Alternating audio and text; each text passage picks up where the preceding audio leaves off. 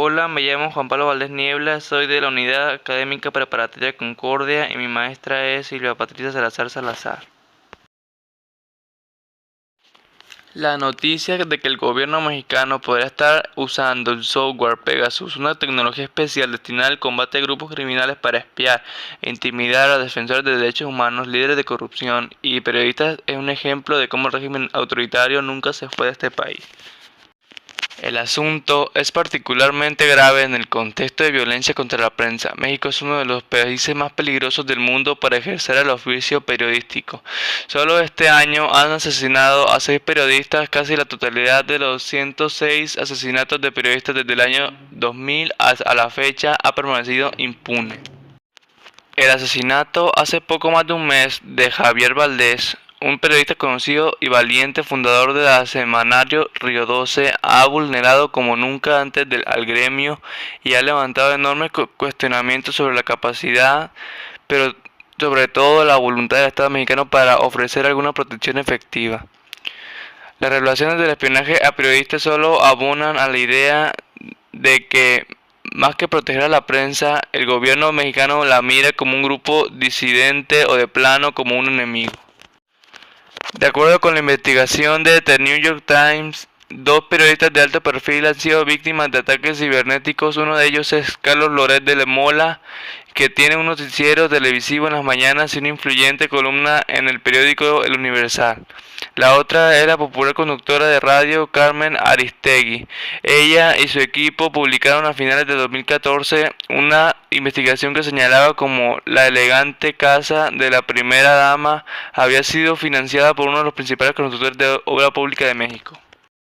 En cualquier otro país, Carmen Aristegui había recibido premios por su investigación. En México, los periodistas de su equipo fueron cesados por supuestas violaciones del contrato laboral. Ella amenazó con renunciar si no registraban a sus colegas y luego fue despedida. Más tarde fue objeto de demandas judiciales. A partir del 2015, Carmen Aristegui comenzó a recibir mensajes de texto desde números desconocidos pidiendo que hiciera clic en un vínculo que, por ejemplo, le advertía que podía ser encarcelada. Los mensajes comenzaron a llegar también al número de teléfono de su hijo. Si el receptor de estos mensajes hace clic, el sistema de espionaje se infiltra en el teléfono y permite monitorear todas las actividades del celular.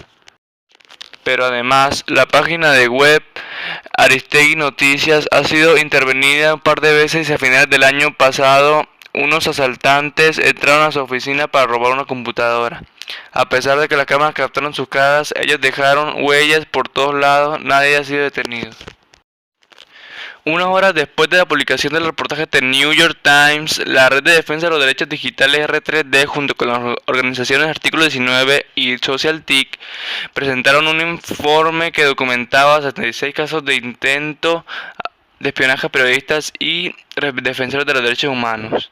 Según el informe, Loret de Mola fue el objeto de estas acciones cuando investigaba sobre la ejecución arbitraria de 22 personas en Tahuato, Michoacán. Otros periodistas del equipo de Aristegui también habrían sido espiados y 2 periodistas más de la Organización Mexicana contra la Corrupción y la Impunidad recibieron mensajes de texto luego de la publicación de una investigación que revelaba la corrupción del gobernador de Veracruz, Javier Duarte. Este hostigamiento a la prensa pertenece al mismo patrón de lo que sucede cotidianamente a cientos de periodistas en el país. De acuerdo con los datos, además de los grupos criminales, los propios representantes del gobierno son la principal fuerza de amenaza al gremio, a la intervención sobre todo de alcaldes y policías.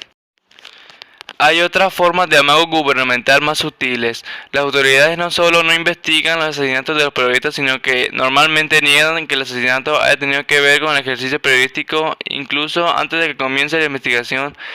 También sucede que los periodistas asesinados son objeto de campañas de difamación que se gestionan por medio de filtraciones de su vida privada en las páginas de la prensa cercana al régimen.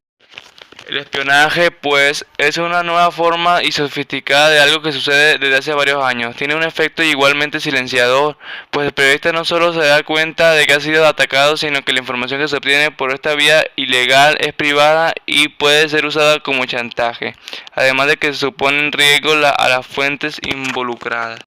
Cabe preguntarse qué se puede hacer si el gobierno es al mismo tiempo juez y parte del problema. Luego de su débil respuesta a los cuestionamientos sobre corrupción y complicidad con el crimen organizado que provocan los casos de la Casa Blanca de Peña Nieto y la desaparición de estudiantes de la Escuela Normal de Ayotzinapa, existe la impresión de que no hay verdaderos mecanismos de verdad y justicia en México. Cabe preguntarse qué se puede hacer si el gobierno es al mismo tiempo juez y parte del problema.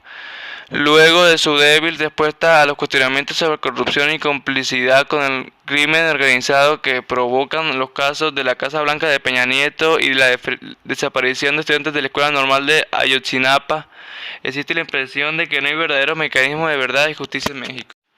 Algo parecido sucede con los casos de periodistas asesinados. Ante la incapacidad del gobierno de ofrecer protección efectiva, más de 350 periodistas de todo el país se reunieron recientemente en el Palacio Postal de Ciudad de México a discutir una agenda de medidas urgentes para combatir la violencia.